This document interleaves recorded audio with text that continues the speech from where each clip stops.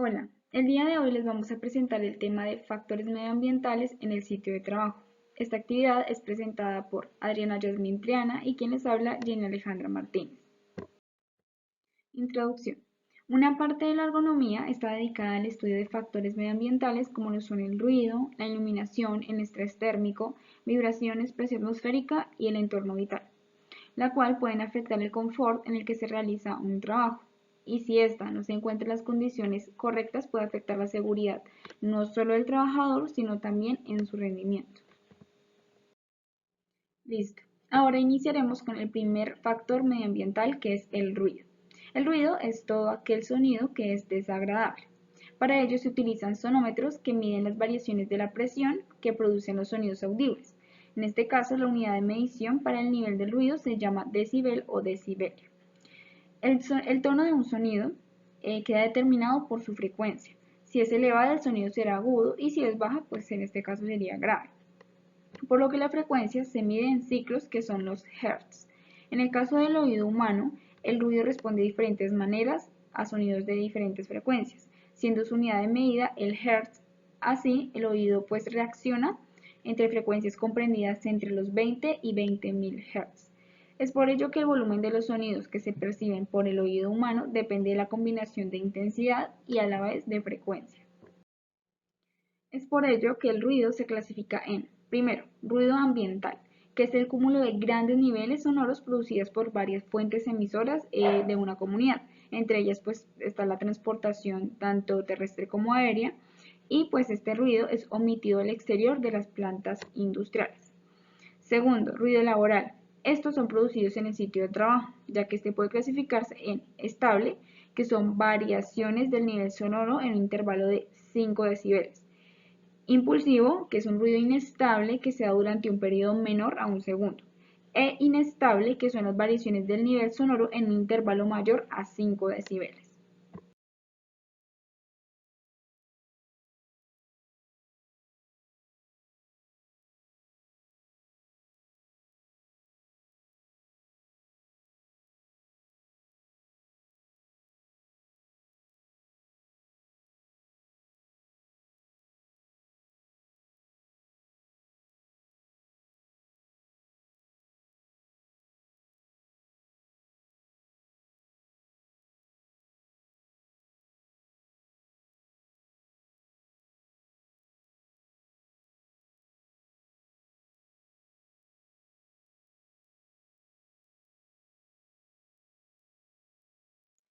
Es por ello que es posible controlar los niveles del ruido en el trabajo y estos pues enfocados a los esfuerzos de las siguientes estrategias.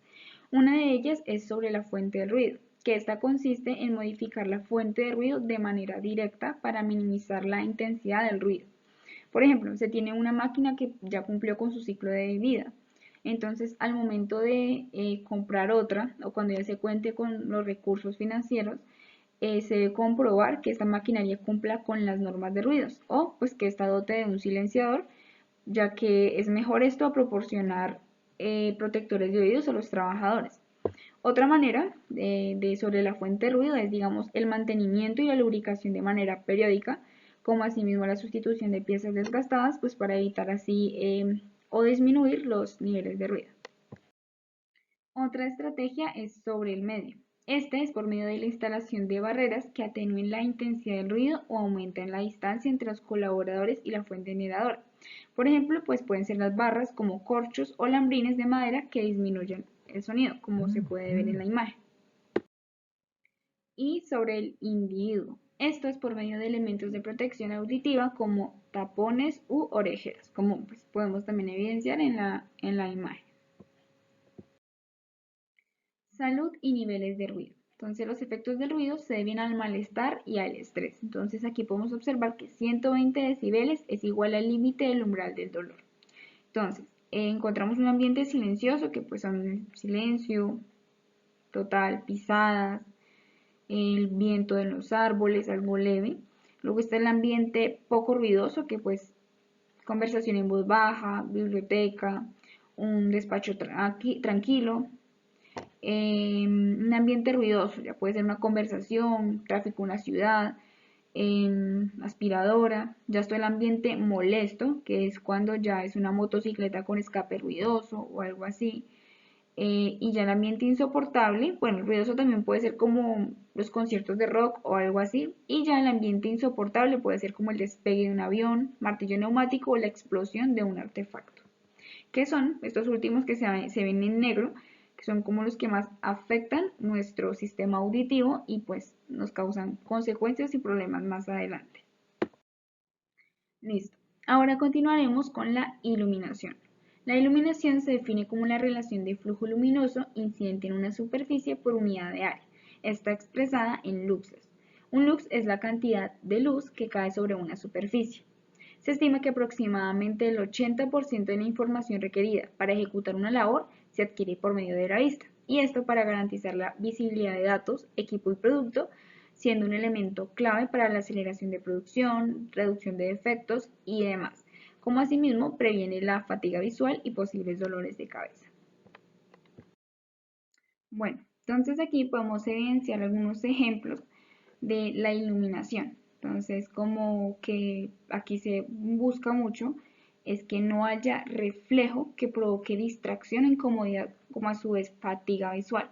Entonces, siempre lo que se busca en iluminación es que no se provoquen reflejos sobre las pantallas o sombra. Entonces, como podemos ver en los siguientes ejemplos. El estrés térmico. El exceso de calor o de frío puede ser muy incómodo para los colaboradores y puede así reducir su eficiencia, además de aumentar la probabilidad de accidentes. La temperatura del cuerpo se mantiene siempre entre los 36,1 grados centígrados a los 37,2 grados centígrados.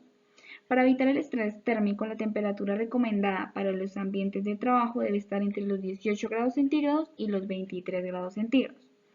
Así, el cuerpo mantiene constante la temperatura del sistema nervioso y de los órganos internos. Y para mantener el equilibrio térmico se da un intercambio continuo de calor con el ambiente.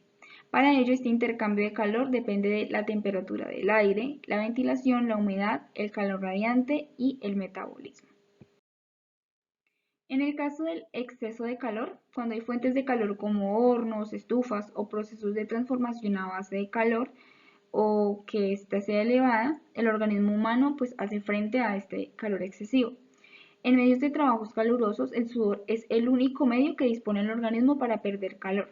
Entonces, al evaporarse el sudor, el cuerpo se refresca, pero cuando existe una humedad relativamente elevada, la evaporación es menos eficaz para refrescar al cuerpo. Entonces, por eso hay que tomar en cuenta la carga térmica en relación con el desgaste de energía requerido por el trabajo. Entonces, quiere decir que en estas duras condiciones de trabajo deben ser más largas las pausas. Ahora, el exceso de frío. La exposición al frío puede producir grandes efectos y más aún cuando se expone a temperaturas inferiores a 10 grados centígrados. La pérdida de calor corporal es molesta y afecta de manera directa la eficiencia del trabajo. ¿Cómo podemos minimizar el impacto del frío? En este caso sería utilizando calefacción, también como a lámparas de rayos infrarrojo, utilizando ropa y calzados adecuados como guantes y prendas que permitan cubrir el cuerpo y parte de la cabeza para que este no genere un efecto grave y preserve la salud. En el control de ambiente térmico se sugiere tener en cuenta mejoras en el diseño, ventilación, separación de fuentes térmicas, control de la humedad y fuentes generadoras de vapor, como también contar con elementos de protección personal y que éste cuente con su respectiva rotación. Es importante tener pausas de descanso entre periodos de tiempo y contar con puntos de hidratación. En la siguiente tabla podemos evidenciar un control de ambiente térmico. Quiere decir que independientemente del tipo de trabajo que se ejerza, se va a manejar una diferente temperatura recomendada, que es la que podemos evidenciar. Esto quiere decir que depende del esfuerzo físico que se haga, se va a efectuar una temperatura o se van a manejar temperaturas la cual no vaya a afectar la salud de la persona o trabajador. Mi nombre es Adriana Triana y les voy a hablar de las vibraciones. Las vibraciones son movimientos de oscilación rápidos y continuos producidos por objetos o materiales según su posición de equilibrio, que se pueden transferir al cuerpo humano. Las vibraciones laborales se producen principalmente por maquinaria, herramientas manuales, motores, vehículos, entre otros, debido a las partes desequilibradas en movimiento, flujos turbulentos de fluidos, golpes de objetos, impulsos, choques, etc. Clasificación de las vibraciones. Las vibraciones se pueden clasificar según la parte del cuerpo que afecta, ya sean globales, todo el cuerpo, o parciales si solo es una parte del cuerpo, según sus características físicas, como las vibraciones libres, las vibraciones no periódicas como los choques, las vibraciones aleatorias, según su origen, producidas en procesos de transformación generadas por el funcionamiento de la maquinaria debido a los fallos de la maquinaria o de origen natural, según la frecuencia, muy baja frecuencia, menor a 1 Hz, provocada por máquinas o herramientas tales como las emitidas por los transportes como los aviones, trenes, vehículos, entre otros. Y sus efectos pueden ser mareos, vómitos por estimulación del oído y trastornos en el sistema nervioso central. Baja frecuencia entre 1 y 20 Hz, provocada por vehículos de transportes industriales como los tractores, maquinaria agrícola y maquinaria de obras públicas. Sus efectos pueden ser lumbalgias, lumbociáticas, hernias, pinzamientos discales, complicación de lesiones menores y trastornos debidos a las malas posturas. Síntomas neurológicos como por ejemplo dificultad del equilibrio y trastornos de visión por resonancia. Alta frecuencia entre 20 y 1000 Hz, provocada por herramientas manuales rotativas alternativas o percutoras, pulidoras, martillos, neumáticos, motosierras. Sus efectos pueden ser trastornos osteoarticulares y vasculares, radiológicamente la artrosis del codo, lesiones de la muñeca, afecciones de la mano, aumento en la incidencia de enfermedades del estómago, alteraciones neurológicas como el síndrome del túnel carpiano. Y por último tenemos por tipo de señal, las señales estacionarias, señales no estacionarias, señales determinísticas, señales aleatorias, señales continuas y señales por transición.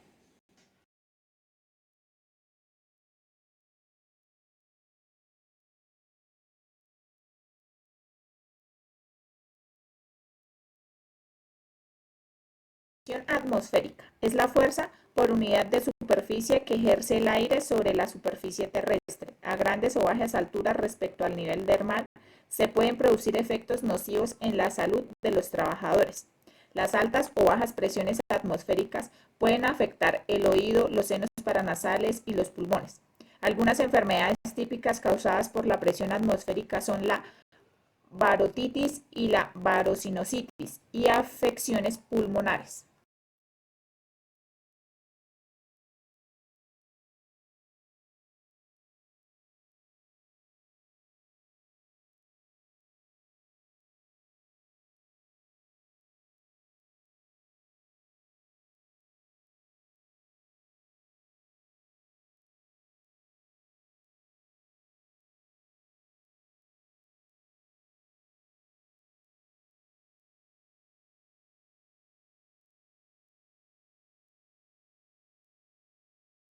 Entorno vital. La salud física y mental de los trabajadores depende en gran parte de las características del entorno laboral en el que realizan sus tareas diarias.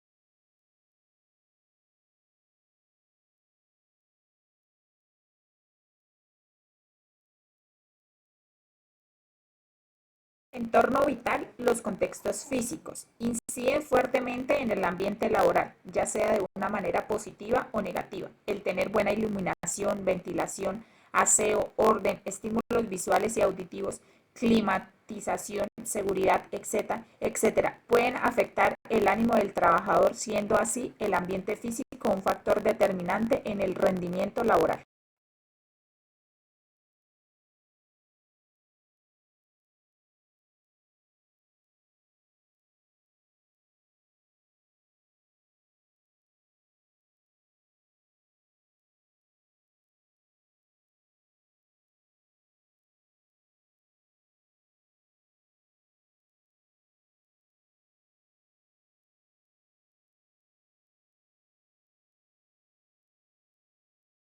entorno vital, ambiente psicosocial. En este ambiente se recogen los factores como las actitudes, presiones, prácticas, valores de la empresa, cultura de trabajo y relación entre los diferentes actores de la compañía. Los problemas más frecuentes son el estrés emocional y mental de los trabajadores que pueden desencadenar en enfermedades como ansiedad crónica u otras dolencias físicas.